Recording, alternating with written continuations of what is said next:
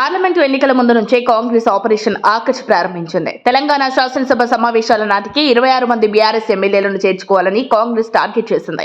వారంతా హస్తంగుటికి చేరితే బీఆర్ఎస్ కు ప్రతిపక్ష హోదా కూడా దక్కదు. మేం తలుచుకుంటే గులాబీ గల్లంతే. బడ్జెట్ సమావేశాలకు ముందే కారు ఖాళీ అవుతుందని చెప్పిన కాంగ్రెస్ నాయకులు ఇప్పుడు సైలెంట్ అయిపోయారు. దీంతో చేరికల బ్రేక్ కు సమాధానం ఎవరు చెప్తారని చూస్తుంటే నేనున్నా అంటూ అసలు విషయం బయటపెట్టాడు మునుగోడు ఎమ్మెల్యే కోమటిరెడ్డి రాజగోపాల్ రెడ్డి. దీంతో రాజగోపాల్ రెడ్డి వ్యాఖ్యలు రాష్ట్ర రాజకీయాల్లో దుమారం రేపుతున్నాయి. ప్రభుత్వ సుస్థిరత కోసమంటూ కాంగ్రెస్ చేపట్టిన ఎమ్మెల్యేల ఆకర్ష్ కు బ్రేక్ పడింది.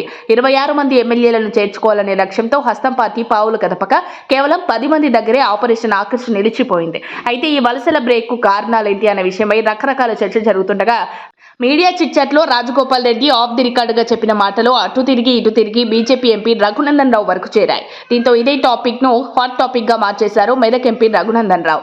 ఇంతకీ రాజగోపాల్ రెడ్డి వ్యాఖ్యల సారాంశం ఏంటంటూ ఇటు కాంగ్రెస్ అటు బీఆర్ఎస్ బీజేపీలో పెద్ద చర్చ జరుగుతోంది. ఎమ్మెల్యేల పార్టీ ఫిరాయింపులకు తాము కేసీఆర్ ఇచ్చినంత మొత్తం ఇవ్వలేకపోయామని, అందుకే ఎక్కువ మంది తమ పార్టీలో చేరేందుకు ఆసక్తి చూపడం లేదంటూ లోగుట్టు బయట పెట్టేశారు రాజగోపాల్ రెడ్డి. గతంలో కేసీఆర్ ఎమ్మెల్యేలను తన పార్టీలో చేర్చుకునేందుకు 15 నుంచి 20 కోట్ల రూపాయలు ఇచ్చేవారని, తమ పార్టీ వద్ద అంత డబ్బు లేనందున కేవలం 5-6 కోట్ల రూపాయలు మాత్రమే ఇస్తున్నామని చెప్పకనే చెప్పారు.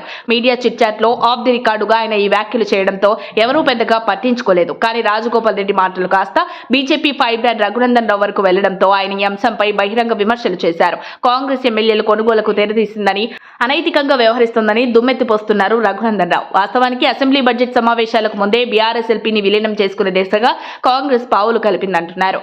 బీఆర్ఎస్ లోని చాలా మంది ఎమ్మెల్యేలతో చర్చలు జరిపినట్లు చెబుతున్నారు. ముఖ్యంగా గ్రేటర్ హైదరాబాద్ పరిధిలో కేవలం 2 ఎమ్మెల్యేలను మాత్రమే కలిగి ఉన్న కాంగ్రెస్ బీఆర్ఎస్ కు చెందిన 14 మంది ఎమ్మెల్యేలను టార్గెట్ చేసింది. వీరిని హస్తంగుటికి తెచ్చి జీహెచ్ఎంసీ ఎన్నికల నాటికి హైదరాబాద్ నగరంలో బలపడాలని భావించిందంటున్నారు. కానీ జీహెచ్ఎంసీలో కేవలం 2 ఎమ్మెల్యేలు మాత్రమే కాంగ్రెస్ లో చేరారు. మిగిలిన వారు ఎవరూ కాంగ్రెస్ లో చేరడానికి ఆసక్తిగా లేరా, లేకపోతే రాజగోపాల్ రెడ్డి చెప్పినట్లు ప్యాకేజ్ ఓకే కాలేదా అన్న చర్చ ఇప్పుడు జరుగుతోంది. మొత్తం 10 మందిలో లోక్సభ ఎన్నికలకు ముందు 5, తర్వాత 5 పార్టీ మారారు. అయితే ఈ క్రమంలోనే పార్టీ మారిన వారిపై అనర్హత వేటు వేయాలని బీఆర్ఎస్ పట్టుబడుతుండడం, న్యాయ పోరాటం కూడా చేస్తుండటంతో బీఆర్ఎస్ ఎల్పీ విలీనం చేసుకుని ఎమ్మెల్యేలను రక్షించుకోవాలని చూసింది కాంగ్రెస్ నాయకత్వం. అయితే రాజగోపాల్ రెడ్డి చెప్పినట్లు ప్యాకేజ్ కుదరకే ఎమ్మెల్యేలు రాలేదంటే ఉన్నవారికి ప్యాకేజ్ ఇచ్చినట్లు అర్థం చేసుకోవాల్సి ఉంటుందంటున్నారు. దీనివల్ల పార్టీ మారిన ఎమ్మెల్యేలు రాజకీయంగా ఇబ్బంది పడే అవకాశం ఉంటుందనే వ్యాఖ్యలు వినిపిస్తున్నాయి. మరి ఈ విషయం సీఎం రేవంత్ దృష్టికి వెళ్తే ఏం జరుగుతుందో వేచి చూడాలి. అప్డేట్స్ కోసం మా కాయ్ టీవీని సబ్స్క్రైబ్ చేసుకోండి. మా వీడియో కనుక మీకు నచ్చినట్లయితే లైక్ చేయండి, షేర్ చేయండి. మీ విలువైన అభిప్రాయాలను కామెంట్ బాక్స్లో తెలియజేయండి.